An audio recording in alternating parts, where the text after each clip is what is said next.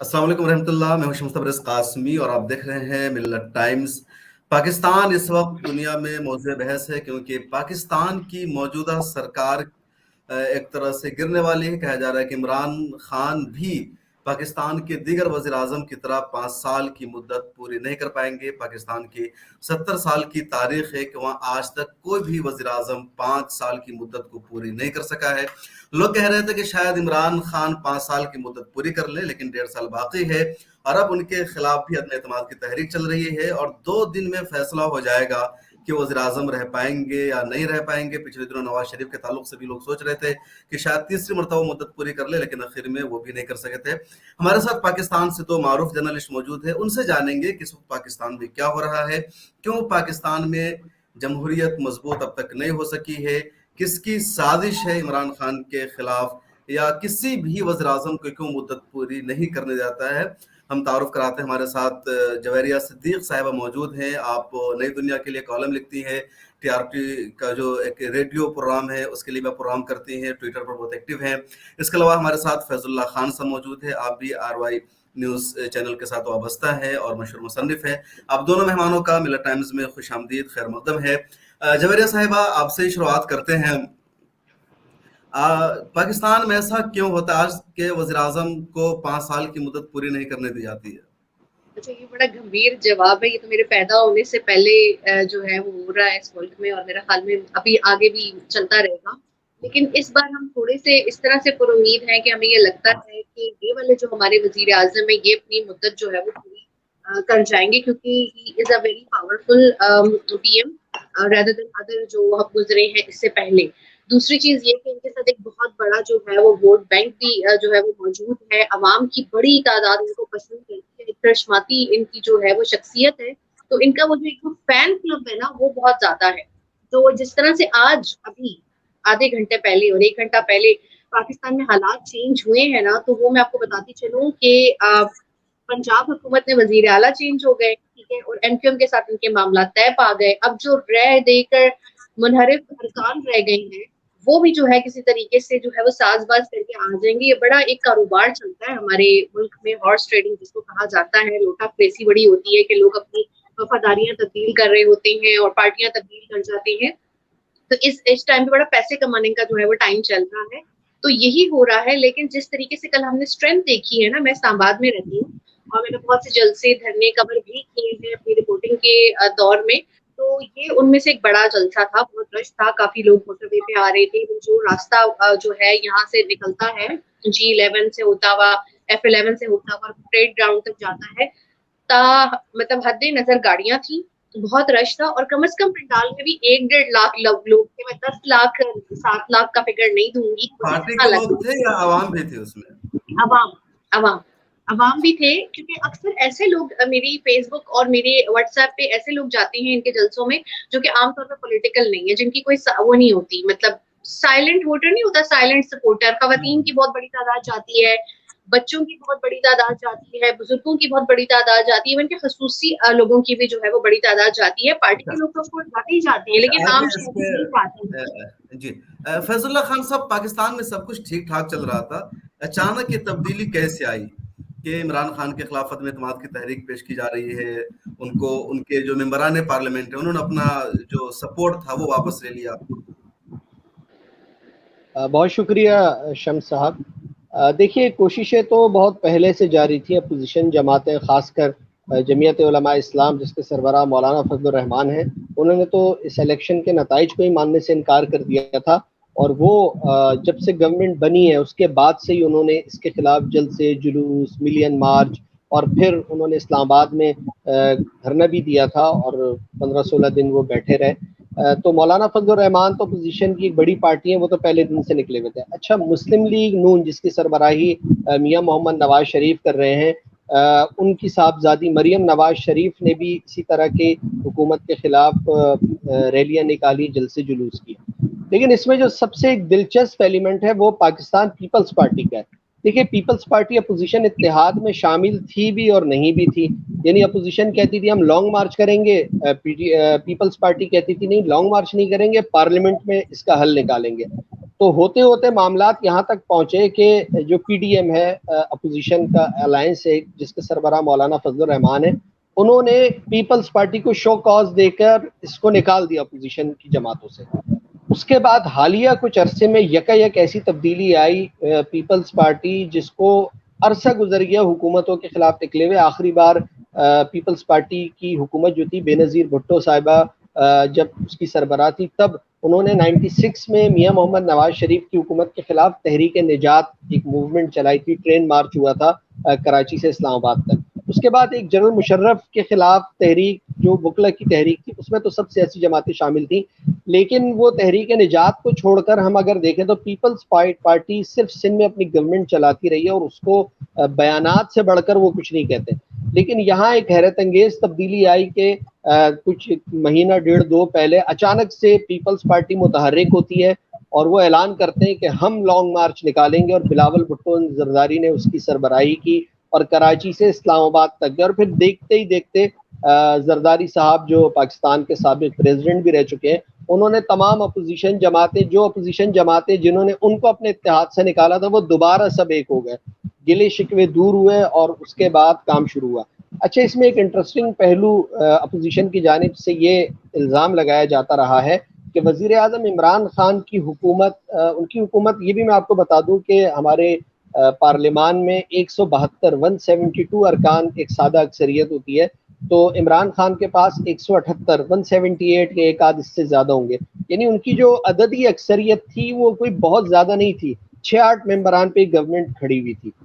تو وہ یعنی اگر اس کو اپوزیشن ڈاور ڈول کرنا چاہتی تو پہلے بھی وہ ہو سکتا تھا، لیکن اپوزیشن یہ الزام لگاتی ہے کہ پہلے عمران خان کے اوپر سایہ تھا، یعنی کسی کا ہاتھ تھا جس کی وجہ سے ان اراکین کو ہلانا جلانا مشکل تھا، اور اب وہ ہاتھ جو ہے وہ نیوٹرل ہو گیا ہے۔ D G I S P R جو پاکستان کی مسلح افواج کے ترجمان ہیں، گزشتہ دنوں انہوں نے ایک پریس کانفرنس کی، جب ان سے سوال پوچھا گیا کہ کیا آپ جو موجودہ سیاسی صورتحال ہے اس سے آپ کا تعلق ہے، آپ کو، انہوں نے کہا ہم نیوٹرل ہیں، ہمارا کوئی لینا دینا نہیں ہے، سیاست میں ہمارا کوئی عمل دخل نہیں ہے۔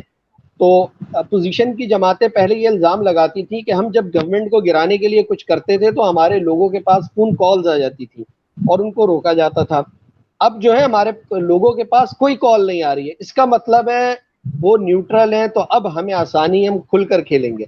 تو یہ پھر اپوزیشن سردر جو ہمارے سابق زرداری صاحب ہیں وہ بڑے مشہور ہیں جوڑ توڑ کی سیاست میں، وہ بہت بڑے نیتا ہیں ہمارے یہاں کے، تو وہ استاد آدمی ہیں، ان کے لیے کوئی کام مشکل نہیں ہے۔ تو پھر وہ متحرک ہوئے اور پھر انہوں نے جناب علی پی ٹی آئی کے وہ لوگ الگ کیے۔ اچھا، اس میں ایک انٹرسٹنگ پہلو اور ہے، پی ٹی آئی سے جو لوگ اس وقت الگ ہوئے ہیں تقریباً 12 لوگ جن کو شو کاز دیا ہے، دلچسپ بات یہ ہے کہ یہ سارے وہ لوگ ہیں جو مسلم لیگ، پیپلز پارٹی یا پھر الیکٹیبل سے آزاد حیثیت میں کچھ عرصہ پہلی پی ٹی آئی کو انہوں نے جوائن کیا تھا۔ تو پی ٹی آئی کا جو اپنا ورکر جو ٹکٹ لے کر اسمبلی میں پہنچا ہے، وہ ابھی تک ایسا کوئی نہیں ہے کہ ہم یہ کہہ سکیں کہ پی ٹی آئی کا جینوئنلی ورکر جو ایم این اے ہے وہ اس نے اپنی پارٹی کو چھوڑا۔ ناراضگیاں بہت رہی ہیں، عمران خان سے خود اس کے کارکن مایوس تھے کیونکہ عمران خان کی گورنمنٹ 3.5 پونے 4 سال ہونے کو ہیں، ان کی کارکردگی ویسی نہیں رہی جو وہ اعلانات کرتے تھے، تو وہ نہ اداروں میں کوئی اصلاحات کر سکے۔ صاحب، اچھا جویریہ صدیق صاحبہ، فیض اللہ صاحب نے کہا کہ اوپر سے ایک ہاتھ تھا عمران خان پر، جو ہاتھ اب نیوٹرل ہو گیا، وہ ہاتھ اب ان کے ساتھ نہیں رہا، ایسا کون ہاتھ ہے وہ؟ بھی ہاتھ ہے کوئی؟ ابھی بھی لوگ ہنس رہے ہیں کہ آخر کروا کون رہا ہے، یہ سب ہے کون؟ جب وہ بھی کہہ دیتے ہیں کہ ہمارا سیاست سے کوئی تعلق نہیں ہے اور ہم جی بالکل نیوٹرل ہیں، تو پھر کوئی مجھے یہ بتائے کہ یہ سب کرواتا کون ہے؟ اچھا، کل ہم سب انتظار میں تھے کہ جب وہ خط کھولیں گے نا تو اس خط میں سے کوئی مرزا غالب کا کلام نکلے گا یا کیا نکلے گا۔ اچھا، ہمیں لگا تھا وہ شاید لوکل اسٹیبلشمنٹ کو پوچھ کریں گے، سارا الزام جو ہے وہ عالمی اسٹیبلشمنٹ پہ لگا کر، مزے کی بات کہ ہمارے ملک کی سیاست ایسی نہیں، شکر کریں ہندوستان اور را کے اوپر الزام نہیں لگ گیا، ہم لوگ بالکل بلیم نہیں کرتے۔ ہمارے ملک کی اگر کوئی سڑک خراب ہے تو وہ اس ٹھیکیدار کی وجہ سے خراب ہے جس نے وہ سڑک بنائی تھی، یا ہمارے ملک میں کوئی پل ٹھیک نہیں بنا نا، یا کوئی میزائل ٹھیک نہیں چلا تو اس کا ذمہ دار ہماری حکومت کو ہی ٹھہرایا جائے گا۔ ہم ہندوستان کو ہم ذکر ہی نہیں کرتے ہندوستان کا۔ ہاں، کوئی اچھی مووی آ جائے یا کوئی اچھا سانگ آ جائے یا کوئی اچھی خبر آ جائے تو ڈسکس کر لیتے ہیں، ادروائز نہیں کرتے۔ ابھی ان لوگوں نے ہم پہ میزائل مار دیا اور کہا کہ بھولا بٹکا آ گیا، تب بھی ہندوستان یہاں ڈسکس نہیں ہو رہا تھا، آپ سوچیں۔ مجھے اتنی حیرت ہوئی کہ ہماری پالیٹکس اور ہمارا میڈیا اتنا کوئی مطلب مطلب کیا کہنا چاہیے، سیلف سینٹرڈ بھی نہیں کہہ سکتے، کہ اتنا پولیٹیکلی مطلب موٹیویٹڈ ہے کہ وہ پالیٹکس کے علاوہ کوئی بات ہی نہیں کرتے.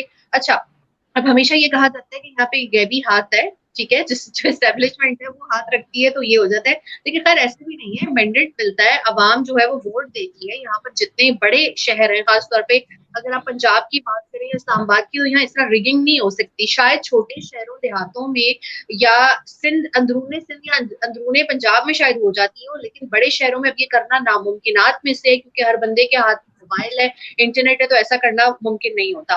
ہاں یہ سمجھ نہیں آتا کہ نواز شریف ہمیشہ 2/3 اکثریت کے ساتھ آتے ہیں اور باقی سب کو کھینچ کے جو ہے وہ حکومت بنانی پڑتی ہے، کہ ادھر سے مانگ کے ادھر سے مانگ کے. اور غیر فطری جب اتحاد ہوتے ہیں نا ہمارے ملک میں، تو پھر وہ ٹوٹتے بھی ہیں.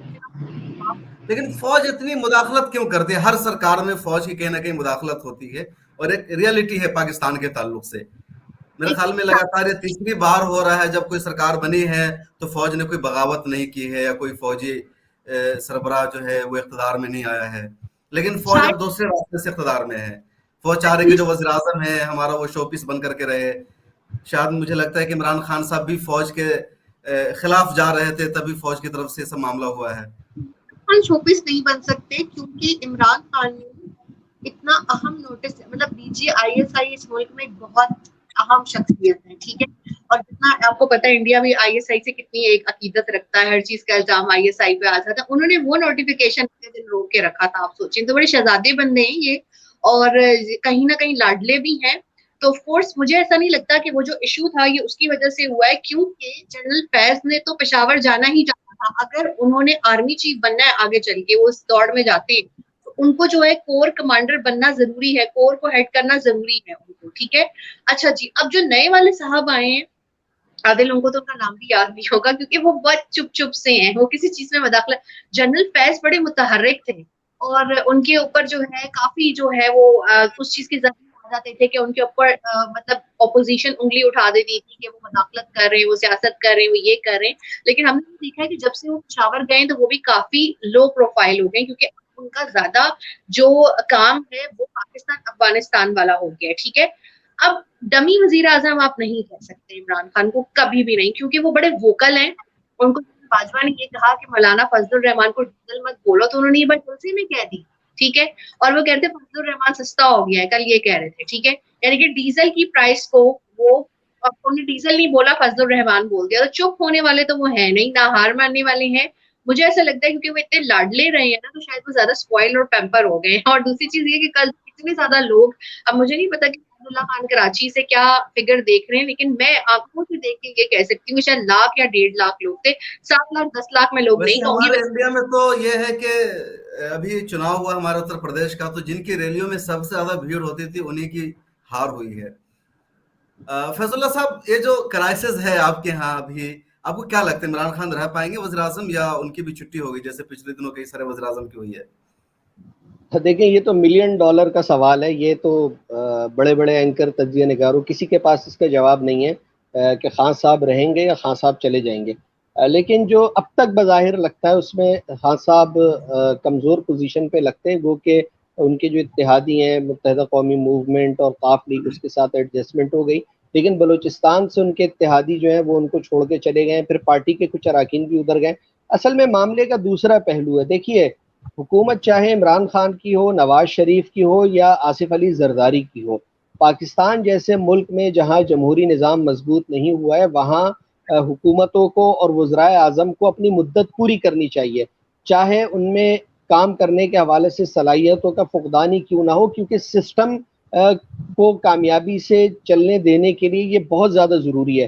جب آپ حکومتیں تبدیل کرتے ہیں تو ملک سیاسی عدم استحکام کا شکار ہوتا ہے. دیکھیں پاکستان کوئی جاپان یا اسرائیل کی طرح کوئی بہت ترقی یافتہ ملک نہیں ہے کہ وہاں اگر سال میں 3 حکومتیں بھی بدل جائیں تو کوئی فرق نہیں پڑے گا. ہمیں بہت فرق پڑتا ہے. ہمارے یہاں اگر کوئی سرمایہ کاری آنی ہوتی ہے وہ رک جاتی ہے. یعنی ایک پوری عدم استحکام کی کیفیت ہوتی ہے جو ملک کے لیے، اداروں کے لیے قطعی طور پہ ٹھیک نہیں ہے. تو جب آپ یہاں حکومتوں کو مدت پوری کرنے دیں گے، جیسے خان صاحب 3.5 پونے 4 سال ہو گئے، مشکل سے آگے 1 سال رہ گیا، تو اپوزیشن کو چاہیے تھا ان کو 1 سال کا بھی مزید مارجن دیتے اور اس کے بعد الیکشن ہو جانا تھا, لوگوں نے اپنا فیصلہ کر لینا تھا. لیکن جب آپ حکومتوں کو وقت سے پہلے گراتے ہیں, ہم یہ 88 سے دیکھتے چلے آ رہے ہیں, بے نظیر بھٹو کی حکومت تھی, میاں صاحب اس کے خلاف نکلے, گرا دی, اس کے بعد میاں صاحب آئے تو بے نظیر صاحب اس کے خلاف نکلے. اپوزیشن کا کیا قصور ہے؟ فوج دیکھیے جیسا چاہتی ویسا ہوتا ہے. مجھے تو لگتا ہے فوج پچھلے نواز شریف کو فوج نے کرپشن کے نام پر ہٹایا. اس سے پہلے جو وزیر اعظم تھے آصف میاں زرداری کے دور میں, کیا نام ہے ان کا, ہٹایا نا دیکھیے اس میں شمس صاحب ایشو یہ ہے, نہیں الگ الگ طریقوں سے ہٹاتی ہے. مطلب پچھلے نہیں دیکھیے اگر وہ کہتے ہیں کہ یار آپ کنویں میں چھلانگ لگا دو, آپ لگا دیں گے؟ یعنی سیاسی جماعتوں کا اپنا بھی تو کوئی وہ میچیورٹی ہونی چاہیے نا, وہ بھی یہ سوچیں. دوسری طرف اداروں پہ بات آ جاتی ہے. دیکھیں ہمارے ہاں تو جمہوری نظام کا المیہ یہ رہا کہ 1947 میں ملک بنا, 58 میں پہلا مارشل لا لگ گیا, اور اس کے بعد وہ تسلسل کے ساتھ کبھی ایوب خان, کبھی یحییٰ خان, کبھی ضیاء الحق, کبھی پرویز مشرف, یہ لوگ آتے رہے, تو وہ جمہوری نظام نہیں پنپ پایا نا. تو اس کے نتیجے میں ہوا یہ کہ ہمارے یہاں الیکٹیبلز کے نام سے ایک نئے لوگ پیدا ہو گئے, یعنی قومی سیاست میں ان کو ہمارے جتنے بھی یہ عامر گزرے, انہوں نے ان کو جگہ دی اور سیاسی جماعتوں کو پیچھے کیا, سیاسی جماعتوں کو توڑا. اس کے نتیجے میں ہوا یہ کہ وہ سیاسی جماعتیں بھی ایک موروثیت کی نشانیاں بن گئی ہیں.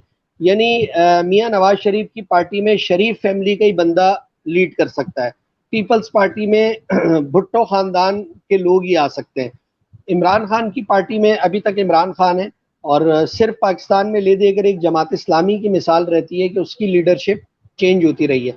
تو ہمارے یہاں نہ صرف جمہوری جو سیاسی جماعتیں ان میں مسائل ہیں, بلکہ جب وقتاً فوقتاً یہاں پر جو فوجی حکومتیں آتی رہی ہیں, اس کے نتیجے میں بھی یہ مسائل پیدا ہوئے ہیں. تو ہر ادارہ جب تک اپنے اپنے دائرے میں اس قانون کے مطابق نہیں رہے گا اور سیاسی جماعتیں اپنی میچورٹی کا مظاہرہ نہیں کریں گی, تو یہ دائروں کا سفر جاری رہے گا. ہمارے لیے اس سے نکلنا بہت مشکل ہو جائے گا. اچھا, میں پہلے کی بات سے متفق ہوں. اسلامی میں بڑی جمہوریت ہے اور جماعت اسلامی وہ واحد جماعت ہے پاکستان. آپ کی آواز کچھ ڈسٹرب ہو رہی ہے جویریہ, کچھ آپ کی طرف ہوا ہے کیا کچھ؟ جی میری طرف ہوا ہے, مجھے آئی تھنک یہ بند کرنا پڑے گا. اللہ کرے اے سی کا ریموٹ ہو یہ بند ہو جائے, ورنہ مجھے اٹھ کے کرنا پڑے گا. تبدیلی کی ہوا تو نہیں چل پڑی کہیں اسلام آباد میں؟ اچھا جب میں تو مجھے پتا چلا کہ فین کام نہیں کر رہا تھا, میرے پرسنل فین وہ شور کر رہا تھا. میں 1 منٹ سے بند کر دوں. اوکے, آپ بند کر کے آئیے. تو فیض اللہ صاحب, پاکستان کی, اچھا انڈیا پاکستان کی جو سیاسی نظام ہے نا تقریباً ملتا جلتا ہے, تھوڑا سا فرق ہو جاتا ہے. جیسے آپ کے یہاں صوبائی الیکشن بھی اور قومی انتخاب بھی ایک ساتھ ہوتے ہیں, ہمارے یہاں پورے سال چناؤ رہتا ہے. ایک صوبے کا چناؤ ہے, دوسرے صوبے کا چناؤ ہے, پھر لوک سبھا کا چناؤ ہوتا ہے قومی. جی تو آپ بات مکمل کیجیے. میں فیض اللہ کی بات سے متفق ہوں کہ جماعت اسلامی ایک ایسی جماعت ہے جو بدتمیزی نہیں کرتی, ان کے فالوورز بدتمیزی نہیں کرتے. مطلب ان کی ریلیاں کور کرنے جائیں یا ان کی تقریبات میں جائیں, میں تو عام طور پر ان کی قرآن کلاسز میں بھی جاتی ہوں نا, تو اس میں یہ ہوتا ہے کہ وہ شائستہ اور تہذیب یافتہ لوگ ہیں. مطلب جو وہ ہیں وہ وہی ہیں, مطلب منافقت نہیں کرتے. دوسرا یہ کہ ان کی جماعت میں موروثیت نہیں ہے, ان کے جو اتنے امیر یا سربراہ ہوتے ہیں وہ بدلتے رہتے ہیں. ٹھیک ہے, وہ چیز ہماری باقی ساری پارٹیز میں لیک کرتی ہے. لیکن عمران لیکن خان کے بعد جماعت اسلامی ان کی تو اسٹینڈ بہت کم ہے نا, بہت چھوٹی سی جماعت ہے, 1-2 ان کے ایم پی ہیں شاید. لیکن مشرف دور میں ان کو بہت جو ہے وہ لیڈ ملی تھی اور پھر انہیں اپنی حکومت کا وہ حصہ بنے تھے. اور یہاں مجھے اچھی طرح یاد ہے, میں اس وقت چھوٹی ہوتی تھی اسکول میں, تو یہاں پر MNA ہوتے تھے ان کے, سوچے جماعت اسلامی کے, تو ہم بچے ان کا انٹرویو کرنے جاتے تھے. یہاں نیوز پیپر تھا, وہ بچوں کو بلاتا تھا کہ بچوں کا کوسچن آنسر سیشن ہوتا تھا ود پارلیمنٹیرینز. تو اس وقت تھے وہ وہاں ان کے جو ممبر قومی جماعت, لیکن جماعت اسلامی کو بھی خیر ہونے کی ضرورت ہے, لیکن ان کی عزت اور وقار بہت ہے.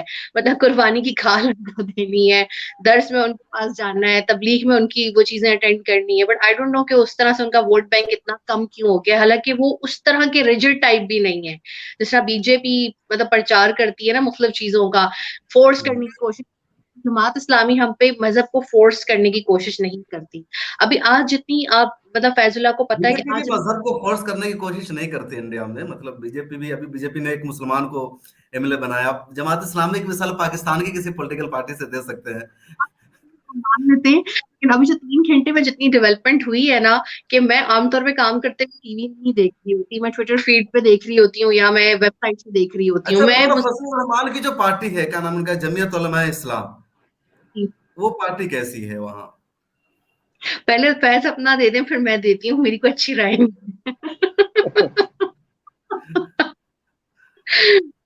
پہلے فیض اپنی رائے دے دیں پھر میں دیتی اچھا ہوں. میں دے دوں. دیکھیے پاکستان کی ظاہر سی بات ہے کہ سیاسی جماعتیں تو موجود ہیں. مولانا فضل الرحمان کا معاملہ یہ رہا ہے کہ جب یہاں پر جنرل ضیاء الحق کی حکومت آئی, حالانکہ وہ اسلام کا نام لے کر آئے تھے, لیکن آمریت کے ایک حوالے سے یہ اس وقت بے نظیر بھٹو کے ساتھ اتحادی تھے اور جمہوریت کی بحالی کی ایک تحریک چلائی. مولانا فضل الرحمان پہ مختلف الزامات ہیں. ڈیزل کی انہوں نے بات کی. اس میں ایک سوال یہ پیدا ہوتا ہے, اگر مولانا فضل الرحمان نے ڈیزل کے کوئی پرمٹ لے کر اس میں انہوں نے کرپشن کی تھی, تو یہ 3.5 سال سے آپ گورنمنٹ میں, آپ کا کام ہے آپ کو کرپشن نکالیں, نیب میں کیس بنائیں, سزا دیں. یعنی ایک الزام کا دہرایا جانا, یعنی یہ تو یوں لگتا ہے جیسے وزیر اعظم اپوزیشن لیڈر کے طور پہ بات کر رہے ہیں. بھائی آپ وزیر اعظم ہیں, آپ کے ماتحت ادارے ہیں, اگر کسی نے کرپشن کی ہے تو آپ اس کے حوالے سے وہ ڈاکومنٹس جمع کرائیں اور سزا دیں. باقی دیکھیں مولانا فضل الرحمان وہ بڑے منجے ہوئے سیاستدان ہیں, ان کو پتہ ہے کہ انہوں نے کہاں سے اپنا راستہ نکالنا ہے. دیکھیے ایک زمانے میں وہ میاں محمد نواز شریف کے بہت سخت مخالف تھے. اگر آپ 90s کی, ہماری 90 کی دہائی کی سیاست اٹھائیں تو وہ اس میں بہت زیادہ اینٹی نون لیگ ان کی پولیٹکس ہوتی تھی. لیکن اس کے بعد رفتہ رفتہ ہم دیکھتے ہیں کہ وہ پھر دونوں نہ صرف بہت قریب ہوئے اور اب وہ ایک دوسرے کے بڑے قریبی اتحادی ہیں اور مل کر بہت ساری چیزیں کرتے ہیں. تو مولانا فضل الرحمان ایک عملی سیاستدان ہے, جس کو آپ پریکٹیکل پولیٹیشین کہتے ہیں نا, کہ ان کو پتہ ہوتا ہے کہ میرے سوال وہ کے کس بارے کے میں ساتھ کہ کھڑے. وہ زیادہ تر جو حکمراں جماعت ہوتی ہے ان سے ان کا اتحاد ہوتا ہے. عمران خان کے ساتھ ان کا ایسا نہیں ہو سکا. جیسے ہمارے ایک تھے رام ولاس پاسوان, ان کا بھی انتقال ہوا, تو جس پارٹی کی حکومت بنتی تھی اسی کے ساتھ ان کا اتحاد ہوتا تھا اور وہ منسٹر رہتے تھے, کانگریس کی سرکار ہو, بی جے پی ہاں کی سرکار ہو. شمس بھائی دیکھیں اس میں ایک بات ہے, میں اس کو یوں دیکھتا ہوں بھائی, ایک سیاستدان کا کیا کام ہے؟ ایک سیاسی انہیں جماعت کا کرسی کام چاہیے. اقتدار میں ہی آنا ہوتا ہے نا یار. اب وہ بالکل. اقتدار میں اگر اپنی سیٹوں کے اوپر کوئی ڈیل کر کے آتے ہیں تو بھائی لوگ یہی کرتے ہیں, یعنی ہر شعبے میں یہ ہوتا ہے. تو ہاں عمران خان کے ساتھ بالکل نہیں بنی, یہ ایک الگ بات ہے, ورنہ تو وہ اپنا وہ کرتے ہیں. اور ان کی اس وقت بھی میرا خیال ہے 15-16 ان کی نشستیں ہیں ہماری قومی اسمبلی میں, تو وہ اس کی بنیاد پہ ڈیل کرتے ہیں. لیکن یہ سارا عرصہ انہوں نے, آپ کہہ لیں کہ بغیر گورنمنٹ کے گزارے پوزیشن میں ہی بس وہ جلد سے جلوس احتجاج ہی کرتے رہے. تو ابھی بھی ان کے سلسلہ جاری ہے. اب جو پار فورس ہے مین, جو لوگوں کو لے کر نکلنے کی صلاحیت ہے, وہ مولانا فضل الرحمان کے پاس بہت ہے. مدارس کا ایک پورا ایک نیٹ ورک ہے ان کے پاس. ان کا جو مسلکی جو لوگ ہیں وہ بھی ان کے ساتھ, دیوبند کے بڑے عقیدت رکھتے ہیں جو پاکستان میں ہیں, تو وہ بھی ان کے ساتھ نکل پڑتے ہیں. ہمارے خیبر پختونخوا اور بلوچستان کی جو پشتون بیلٹ ہے وہاں پر ان کا بڑا اثر و رسوخ ہے. گو کہ کراچی, سندھ میں سکھر لاڑکانہ میں ان کی لوگ موجود ہیں. گو کہ انہوں نے وہاں سے سیٹ کبھی نہیں جیتی, لیکن وہ اچھے ووٹ وہاں سے لے لیتے ہیں, یعنی 40-50 ہزار تک بھی ووٹ ان کے چلے جاتے ہیں. اسی طرح پنجاب میں بھی ان کی لوگ تو موجود ہیں لیکن وہ وہاں سے نشستیں نہیں نکال پاتے. ان کی جو ساری طاقت ہے انتخابی, ان کی قوت, وہ ہمارا خیبر پختونخوا ہے یا پھر بلوچستان کا پشتون بیلٹ ہے. ایک آدھ سیٹ وہ بلوچ بیلٹ سے بھی نکال لیتے ہیں. جی جوہری, آپ کچھ کہنا چاہ رہے تھے مولانا فضل الرحمان کے. personality for me, he's a political personality, he used religion for his politics. ٹھیک ہے, اس لیے مجھے وہ اتنے پسند نہیں آتے. لیکن ان کے ساتھ ایک بہت بڑی ہماری جو فرقہ ہے دیوبند جیسے آپ کہتے ہیں, یا سنی فرقہ ہے, ان کی بہت بڑی سپورٹ ان کے ساتھ ہے اور لوگ ان کا بہت احترام کرتے ہیں. ٹھیک ہے, اور ان کے ساتھ مدرسوں کے بچے اور اس طرح کی طاقت بہت زیادہ ہے. بلکہ ہمیں غصہ آتا ہے سم ٹائم جب وہ اپنی پولیٹیکل ریلیز میں یا اس طرح کی چیزوں میں چھوٹے بچوں کو لے آتے ہیں, کیونکہ آپ کو پتا ہے کہ ہمارے ملک میں بہت سے لوگ اپنے بچوں کو جب نہیں کفالت کر پاتے تو انہیں مدرسوں میں بھیج دیتے ہیں کہ یہیں پڑھیں گے, یہیں کھائیں پیئیں گے, تو یہاں سے یہ اب میٹرک یا ایف اے کر کے نکلیں گے. تو ان بچوں کو بھی پھر اس طرح کی پولیٹیکل سرگرمیوں کے لیے یوز کیا جاتا ہے. تو فار می, میں نے ان کے بارے میں کچھ لکھا اور میں نے کچھ, ہاں ان سے میں نے یہ سوال کیا کہ بطور کشمیر کمیٹی چیئرمین نے کیا کیا کشمیر کے لیے. کچھ بھی نہیں کیا, ان کی زیرو ایفرٹ ہے.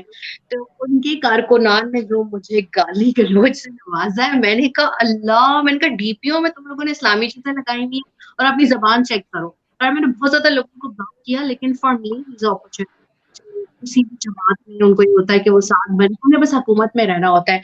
मेरे ख्याल में मेरे बचपन से लेके मेरी मिड एज तक वो हुकूमतों का हिस्सा रहे, कि पहली ही हुकूमत आई है जिसमें उनको डिप्लोमेटिक मिनिस्टर एनक्लेव में घर नहीं मिला, तो ऑफ कोर्स उनको ये चीज बहुत तकलीफ देती होगी। For me he is a politician, ठीक है, लेकिन ही use religion for his politics, और ये चीज मुझे हरगिज पसंद नहीं है। जमात इस्लामी हालांकि पूरी उस लिबादे में लिपटी हुई है इस्लाम के, लेकिन कभी भी इस तरह से चीजों को यूज नहीं करते, मजहब कार्ड नहीं खेलते। अब जो कल मौलाना ने जितनी तकरीर की है खड़े होके, मतलब सुननी नहीं जा रही थी, जो सच बात है।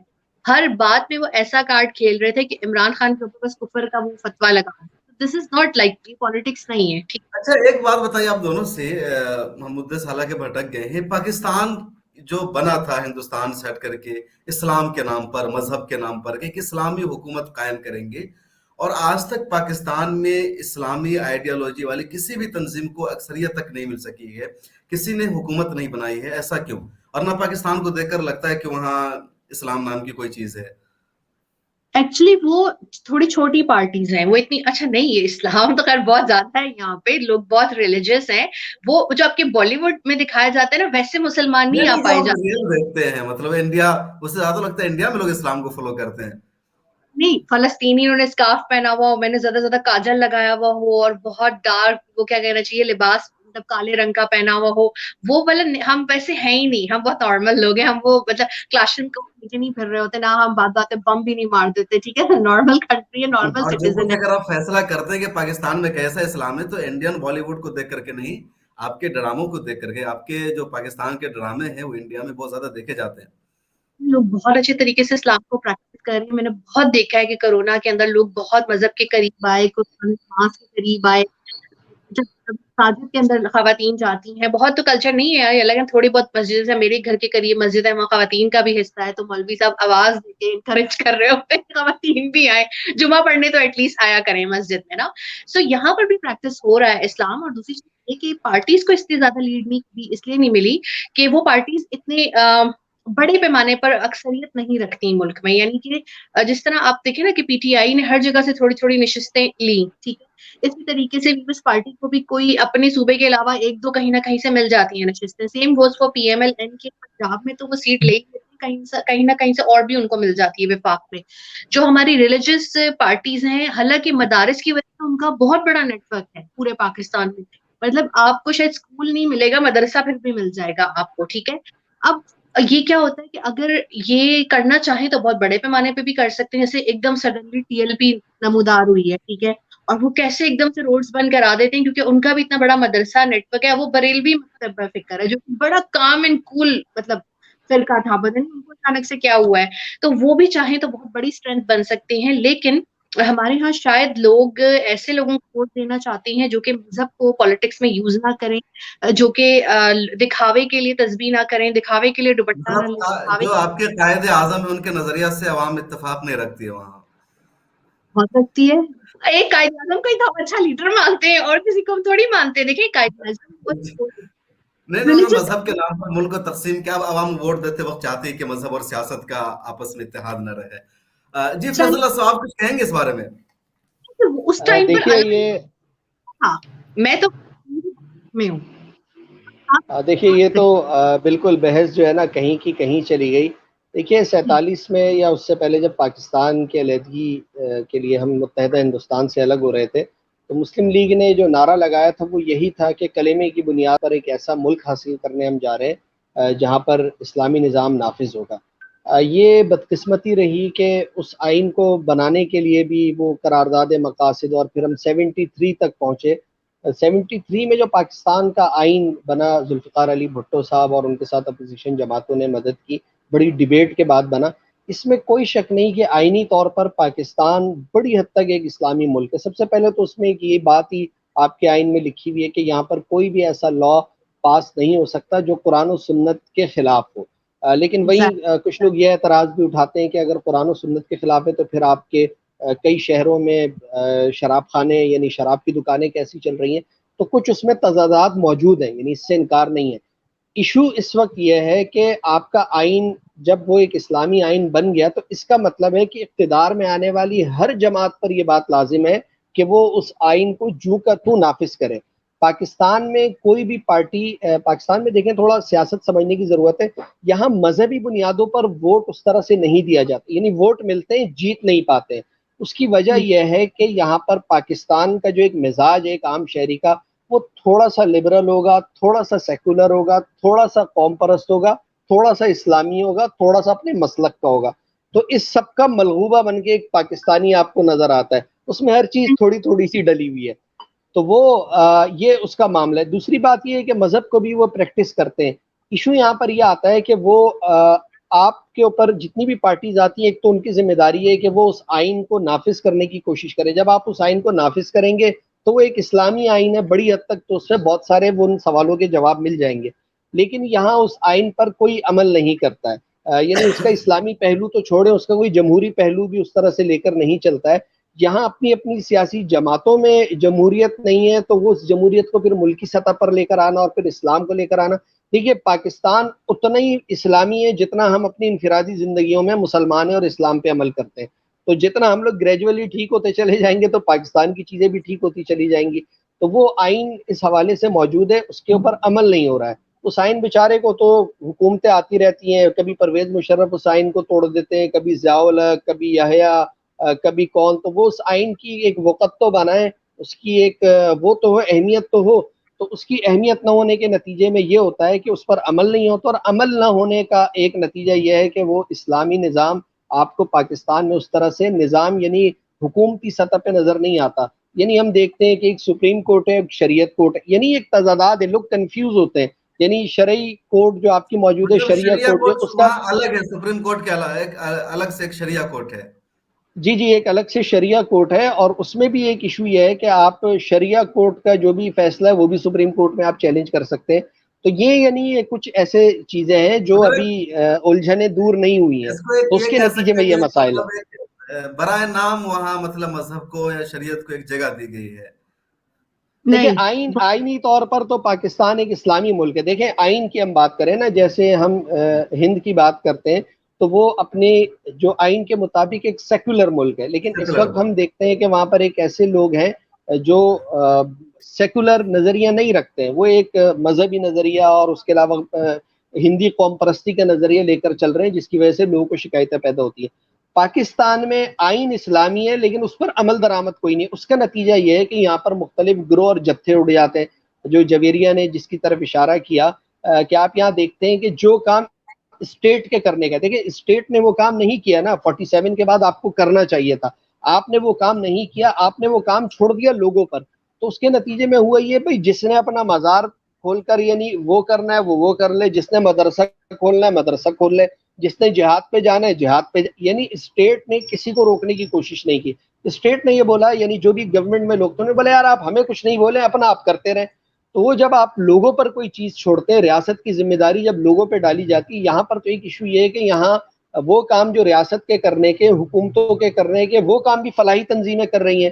یعنی وہ ہاسپٹلز بنا رہی ہیں, وہ لوگوں میں کھانا تقسیم کر رہی ہیں, ان کو لیگل ان کو سپورٹ دے رہی ہیں. تو یہ کام گورنمنٹ کے کرنے کے. تو یہاں آپ اسلام کو چھوڑیں, یہاں بہت ساری چیزیں وہ نہیں کر رہی ہیں حکومتیں. تو اس کے نتیجے میں پھر ہوتا یہ ہے کہ مسائل ہوتے ہیں. ورنہ ہمارا جب بھی اسمبلی سیشن ہوتا ہے بھائی, پہلے تلاوت ہوتی ہے, اس کے بعد نعت ہوتی ہے, پھر اس کے بعد جو ہے سیشن کا آغاز ہوتا ہے یا قومی ترانہ ہوتا ہے جو بھی ہے. اور جب بھی آپ اس کے بعد جی ہاں, اب یہ بھی ایک کنفیوژن ہے, کبھی قومی ترانہ پہلے ہو جاتا ہے, کبھی تلاوت پہلے ہو جاتی ہے. بہرحال تلاوت, قومی ترانہ, نعت ہوتی ہے, اور اس کے بعد اسمبلی کا, اور اس میں بھی اگر کسی کا انتقال ہوا ہے فاتحہ ہوتی ہے. جتنی ہماری چاروں صوبائی اسمبلیز ہیں اس میں اذان, اگر ظہر کا وقت ہے تو باقاعدہ اذان ہوتی ہے, اور اس کے بعد یہ مرضی ہے کوئی نماز پڑھنے جاتا ہی نہیں جائے. نہیں, وہ علامتی طور پر چیزیں موجود ہیں, لیکن وہ علامتی حیثیت ضرور ہے. جو پریکٹیکل اس کو جس طرح سے ہونا چاہیے تھا اس کی بہرحال کمی ہے, اور یہ ہمیں اعتراف کرنا چاہیے. اسلام کے حوالے سے بتاتی چلوں کہ ہمارے نصاب میں جو ہے نا 8ویں کلاس تک جو ہے وہ قرآن ساتھ میں مطلب ہے. میں نے خود پڑھا ہے کیونکہ میں اسلام آباد میں میرا کریکولم ہے, تو ہمیں جو ہے وہ دوسری کلاس سے شروع کراتے ہیں عربی, اور 8ویں کلاس تک ہم جو ہے وہ پڑھ رہے ہوتے ہیں, عربی بھی پڑھ رہے ہوتے ہیں, اور اسلامی ہمیں جو ہے وہ صورتیں اور سپارے جو ہے وہ ساتھ میں پڑھائے جاتے ہیں. اسی طریقے سے اسلامیات جو ہے وہ ہمارے تک لازمی ہے, ٹھیک ہے, تو وہ ہمارے نصاب کا حصہ ہے. دوسری چیز, ہمارے ملک میں صدر وزیر اعظم جو ہے وہ مسلمان بن سکتا ہے, لیکن اور عہدوں پہ جو ہے آ سکتے ہیں, غیر ملک مطلب سوری غیر ملکی کہہ رہی ہوں, غیر مذہب کے لوگ آ سکتے ہیں. جسٹس رانا بھگوان داس جو تھے وہ آپ کو پتا چیف جسٹس آف پاکستان تھے, اور وہ ہندو تھے, کیونکہ ہمارے ملک میں ہندو اور عیسائیوں کی بھی بہت بڑی تعداد موجود ہے, اور اس وقت ہندو اور عیسائی بہت سے بڑے عہدوں پر جو ہے وہ کام بھی کر رہے ہیں, ایون کہ پاک فوج کا بھی حصہ ہے, اور سکھ کمیونٹی بھی یہاں پر ایک بہت بڑی تعداد میں پشاور میں بھی موجود ہے. جہاں پر سکھوں کے گردوارے ہیں وہ وہاں پہ موجود ہے, اور وہاں کے انتظامات کے ہیڈ بھی وہی ہیں, مسلمان ہی ان کو ہیڈ کر رہے ہوتے, وہی اس کو ہیڈ ہوتے, اور ان کے مطابق چیزوں کو اس طرح سے کیا جاتا ہے. تو جہاں تک مذہب کی بات ہے, مذہب بالکل موجود ہے. لوگ بہت بہت ماڈرن لوگوں کو میں نے ایک دم سے پلٹتے ہوئے دیکھا ہے, وہ کرتے ہوئے دیکھا ہے, لیکن کمپلشن نہیں کی جاتی, ڈنڈے پہ نہیں کہا جاتا. ایون جب جامعہ افضہ والوں نے ڈنڈے اٹھائے تھے تو پورا پاکستان ان کے خلاف ہو گیا تھا کہ آپ نے ڈنڈے پہ کسی کو قرآن, نماز اور برقع نہیں پہنانا. اپنی مرضی سے لوگوں کو اگر ہدایت مل رہی ہے تو وہ کریں, لیکن اس کا مطلب یہ بھی نہیں کہ مادر پیدر آزاد ہیں اور یہاں اسکرٹس میں لوگ گھوم رہے ہیں اور کھلے عام شراب بک رہی ہے اور کھلے عام کرائم ہو رہے ہیں. اتنے مطلب ماڈرن بھی نہیں ہے, ذرا کنزرویٹو سوسائٹی ہے. ایون عمران خان بھی جب وزیر اعظم بنے انہوں نے بھی اپنا وہ پلے بوائے والا اسٹائل چینج کیا, ہاتھ میں تسبیح ہوتی ہے, یا کا نعبدو ہے یا کا نستعین, ان کی بیگم صاحبہ پورا پردہ کرتی ہیں, شرعی نظر ان کی آنکھوں کے علاوہ کچھ بھی نظر نہیں آتا. تو یہاں سیاست میں آنے کے لیے آپ کو سرٹیفائڈ اسلامی, صاف ستھرا, نیٹ اینڈ کلین اور مذہبی. اب خواتین یہ جو آپ تو ہماری سیاست دان ہیں, وہ عام طور پہ پارٹیز اپنے فنکشنز میں دوپٹہ نہیں لیتی, لیکن پبلک ریلی میں سر ڈھک کے آتی ہیں. یہاں پہ سیاست ہونا دوپٹہ لینا ہے آپ سے. تو بالکل. یہ آتے ہیں اپنے موضوع پر, ہم بات کر رہے تھے, اب اس کو ڈسکشن کو بند بھی کریں گے. عمران خان نے آنے کے بعد کہا تھا کہ ہم پاکستان کو ریاست مدینہ بنائیں گے. ان کی اسپیچ کی بڑی تعریف ہو رہی تھی. انڈیا میں بھی تقریباً سبھی چینلوں نے اس کو اپنے یہاں جگہ دی, یہاں تک کہ رویش کمار صاحب نے بھی اپنے شو میں اس کو پیش کیا, NDTV میں. بٹ کیا 3.5-4 سال تو ہو گئے, کچھ تبدیلی آئی ہے پاکستان میں, جیسے پہلے تھا ویسے اب بھی معاملہ ہے؟ بالکل ویسا ہی ہے. حالانکہ میں تو بڑا ڈیموکریسی کو سپورٹ کرتی ہوں, گورنمنٹ کو بھی سپورٹ کرتی ہوں, لیکن زیادہ کچھ بھی چینج ہوا کیونکہ حکومت کے آتے ہی کرونا آ گیا ساتھ میں, تو ان کے لیے بہت کم مواقع رہ گئے. اور جتنی اس وقت مہنگائی ہے, شاید ہی ہم نے کبھی اتنی زیادہ مہنگائی دیکھی ہو. جتنی پیٹرول کی قیمتیں بڑھی, بجلی کی قیمتیں بڑھی, اشیاء کی قیمتیں بڑھی, تو ہم کسی بھی نئے پاکستان میں نہیں ہیں, ہم بالکل ایک پرانے پاکستان میں ہی ہیں. شریف اور زرداری صاحب کے گئے ہیں, پرویز مشرف, ہم ابھی تک اسی میں ہیں. تو وہ جو حکومتی جو چیزیں ہوتی ہیں نا, جو کہ عوام کے لیے کی جاتی ہیں, وہ لیک کرتی ہیں ابھی بھی. بالکل. فیض اللہ صاحب, اگر انٹرنیشنل پولیٹکس کی بات کریں, مجھے یاد ہے پچھلے دنوں ترکی میں کوئی اجلاس ہوا تھا, تو ملیشیا, ترکی اور پاکستان تینوں نے مل کر کہا تھا ہم ایک نیا بلاک بنائیں گے. وہ ایسی سے ہٹ کر کے ایک پلیٹ فارم بھی بنانے کی تیاری تھی. تینوں ملکوں نے کہا تھا ہم اپنا ایک انگریزی چینل قائم کریں گے. اس کے بعد کچھ پیش قدمی نہیں دکھائی دی اور ایسا لگا پاکستان پیچھے ہٹ رہا ہے. تو انٹرنیشنل سیاست میں یا خارجہ پالیسی میں پاکستان کس کو زیادہ فالو کرتا ہے, کس کے مطلب ماتحت ہے؟ پاکستان نے حالیہ عرصے میں تھوڑی کوشش کی اپنی خارجہ پالیسی کو بہتر کرنے کی. ماضی میں اگر ہم پاکستان کا جائزہ لیں, ہماری خارجہ پالیسی امریکنز کے تابع رہی ہے. یعنی افغانستان میں ہم اس کے مظاہر دیکھ سکتے ہیں کہ وہ جس طرح سے کہتے تھے ہم اس طرح سے کرتے تھے. 50s سے یہ سلسلہ چلا آ رہا ہے. کہیں کہیں پاکستان نے ریزسٹ بھی کیے اس پالیسی پہ.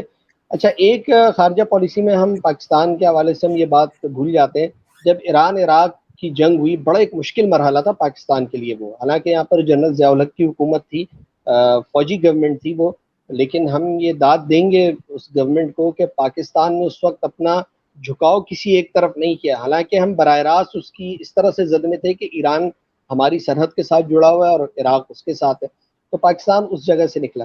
اچھا, پھر ہم نے جو میں تبدیلی کی بات کر رہا ہوں, میاں نواز شریف جب وزیر اعظم تھے, تب یمن میں جب حوثیوں کے خلاف ایک عرب اتحاد بنا اور اس نے وہ کی, تو پاکستانی پارلیمان نے اس سے باہر رہنے کا فیصلہ کیا. اس وقت میاں صاحب کی گورنمنٹ تھی, تو یہ ایک بڑا فیصلہ تھا, یعنی ایک مشکل فیصلہ تھا. پاکستان جیسے ملک کے لیے یہ اس لیے یوں بھی مشکل ہے کہ ہمارے بہت سارے لوگ خلیجی ممالک میں ہیں, سعودی عرب میں, متحدہ عرب امارات میں, کویت میں, قطر میں, وہاں مزدوری کے لیے جاتے ہیں, وقت گزار رہے ہیں. تو ہمارے لیے ایک مشکل کام تھا, میاں صاحب نے اس کو کیا.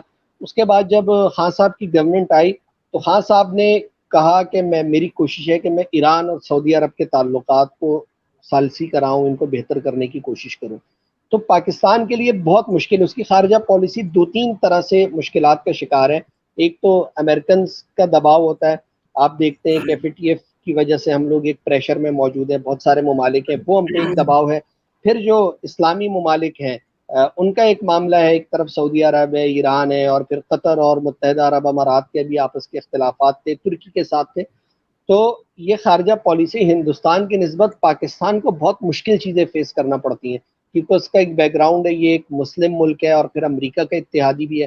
ابھی آپ دیکھ لیں کہ جب یہ یوکرین اور روس کا معاملہ ہوا، اور اس وقت آپ دیکھیں کہ یہ ایک مشکل معاملہ تھا کہ ہمارے پرائم منسٹر اس وقت وہاں موجود تھے رشیا میں، جب وہاں حملے کی تیاری ہو رہی تھی یا حملہ ہو چکا تھا. تو ایک اتنا مشکل مرحلہ تھا، وہ اس سے بھی پاکستان نکلا، اور وہاں پر بھی پاکستان نے بولا کہ ہم کسی ایک کیمپ میں نہیں جائیں گے. گو کہ یورپی یونین نے اس حوالے سے ہمیں خط بھی لکھا اور دباؤ کا اظہار بھی کیا. تو وہ ایک مشکل مرحلے سے پاکستان نکلنے کی کوشش کر رہا ہے. پاکستان کی خارجہ پالیسی اس وقت اور زیادہ بہتر ہو جائے گی جب ہماری اکانومی ٹھیک ہوگی. یہ سارے معاملات اکانومی سے جڑے ہوئے ہیں. خان صاحب بھی اس پہ کئی بار بات. جی بالکل. اب ہماری معاشی جو صورتحال ہے وہ کوئی بہت اچھی نہیں ہے. جب ہم لوگوں سے قرضے مانگتے ہیں، کبھی ہم نے سعودی عرب سے، کبھی ہم چائنا سے، تو اس کے بعد آزاد خارجہ پالیسی بہت مشکل ہو جاتی ہے.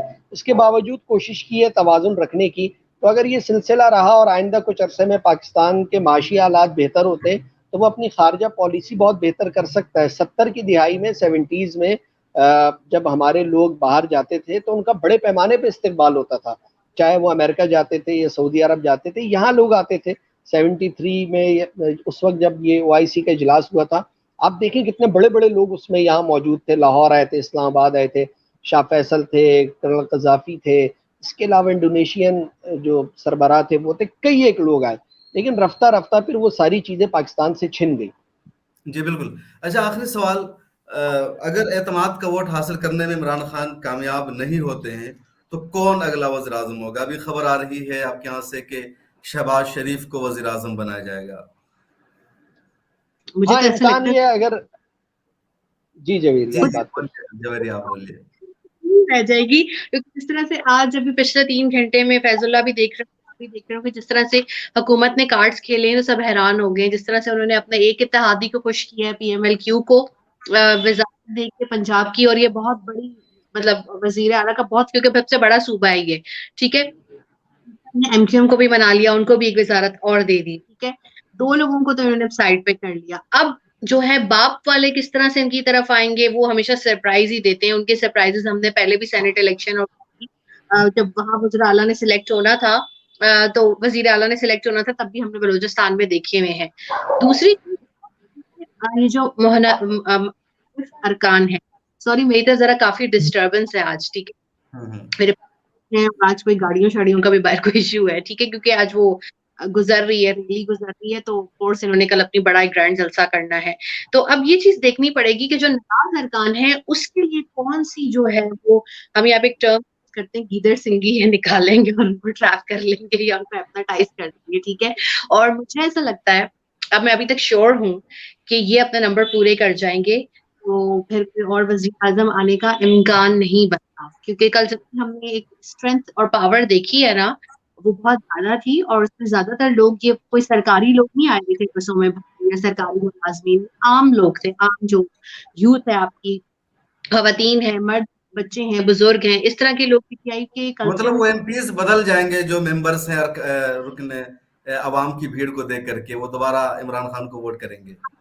دن تو ہوگا بھائی، یہ ان کا پیسے کمانے کا سیزن ہے، تو آف کورس عوام کو دیکھ کے، یا نظریاتی طور پہ تو یہاں نہیں ہوتا. سیاست بالکل آپ کے ملک میں بھی ویسی ہی ہے جیسی ہمارے ملک میں ہے. ایسے ممبران کی وہاں بھی پیسوں سے خریداری ہوتی گا اتنے، مطلب دیکھیں نا، آپ ایک پارٹی کو وزارت ملی ہے، وزیر اعلیٰ بنایا گیا ان کو پنجاب کا، اور ایک کو وزارت دی گئی ہے. تو آف کورس جو ناراض لوگ بھاگے میں ان کو آنے کے لیے بھی، اگر باپ کے لوگوں کو بھی ساتھ میں آنا ہے، انہوں نے جو بلوچستان کی پارٹی ہے، تو آف کورس مطلب بارگیننگ ہو، کچھ لے کچھ دے. جی فیض اللہ خان صاحب، آپ کا آخری کمنٹ. دیکھیے چیزیں تو بہت مشکل ہیں، اور ابھی حتمی طور پر تو آپ الیکشن سے پہلے تک نہیں کہہ سکتے ہیں کہ کیا صورتحال ہوگی. اگر عمران خان برقرار رہتے ہیں تو یہ تو بہت اچھی بات ہے کہ یہ حکومت اپنی مدت پوری کرے، وزیر اعظم اپنا ٹائم دے، اور جو بھی 1 سال ہے. اگر وہ نہیں رہتے ہیں تو شہباز شریف کو وزیر اعظم وہ بنائیں گے. لیکن جو یہ بات کی کہ جو ارکان بک گئے، یہ سوال تو خود عمران خان پہ اٹھتا ہے کہ انہوں نے کیسے لوگوں کو ٹکٹ دیے کہ جو بک گئے. یہ تو ان کو خیال کرنا چاہیے تھا. یہ تو سارے وہ لوگ تھے جو دوسری پارٹی سے آئے تھے، انہوں نے اپنے لوگوں کو اگنور کیا ان کی جگہ ان لوگوں کو ووٹ دیا اور وہی ان کی پیٹھ پہ اب چھرا گھونپنے کے لیے تیار بیٹھے. تو یہ سوال خود خان صاحب سے بنتا ہے کہ انہوں نے کس قسم کے لوگوں میں ٹکٹس بانٹے جو آج ان کو وہ کر رہے ہیں. پھر ان کے اتحادی، ان کے جو اتحادی ان کو بلیک میل کر رہے ہیں. دیکھیے اتحادی تو آپ کا وہ ہوتا ہے جو آپ کا دوست ہوتا ہے، آخر وقت آپ کے ساتھ کھڑا رہتا ہے. تو یہ بھی ان کے سوچنے کی چیز ہے کہ اب وہ ان کو لے دے کر، وزارتیں دے کر اپنے معاملات ٹھیک کر رہے ہیں. تیسرا معاملہ یہ ہے کہ اگر عمران خان کو اس ساری صورتحال کا میرے خیال سے ان کو فائدہ یوں ہوا ہے کہ ان کا اپنا ورکر جو ناراض بیٹھا ہوا تھا وہ ان کے ساتھ آ کر جڑ گیا. وہ بڑا متحرک ہو کے آیا، ان کے بڑا جلسہ ہوا، اس میں شرکت کی ہے.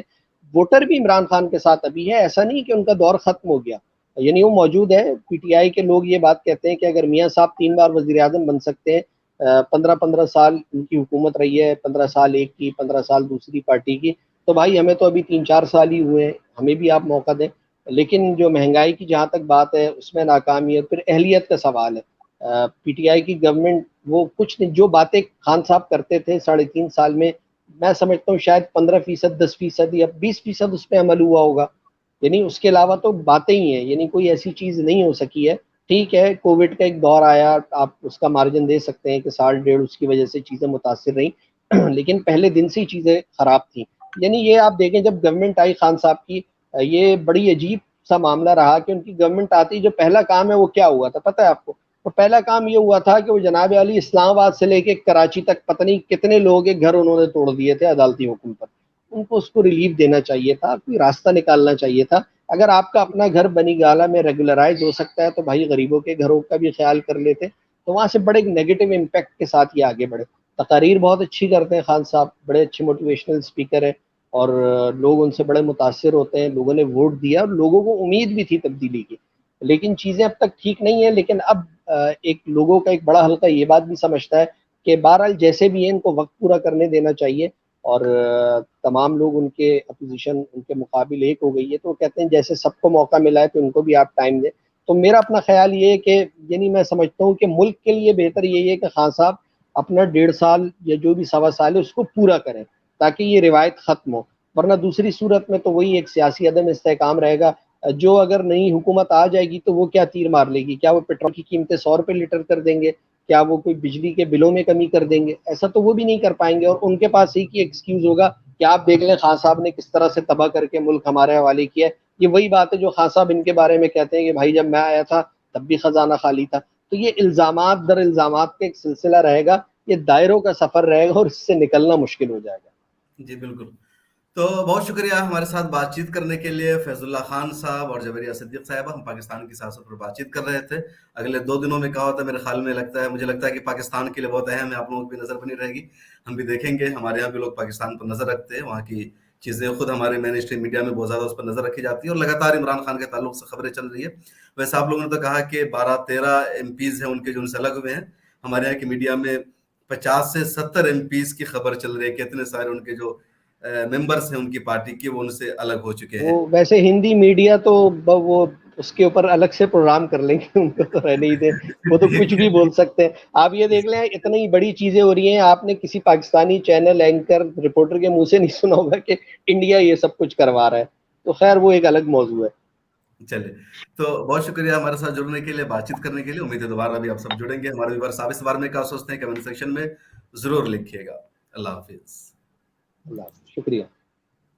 ہماری ویڈیوز دیکھنے کے لیے بے حد شکریہ. ملت ٹائمز کی خبریں پڑھنے، سننے اور دیکھنے کے لیے گوگل پلے اسٹور سے ایپ ڈاؤن لوڈ کریں.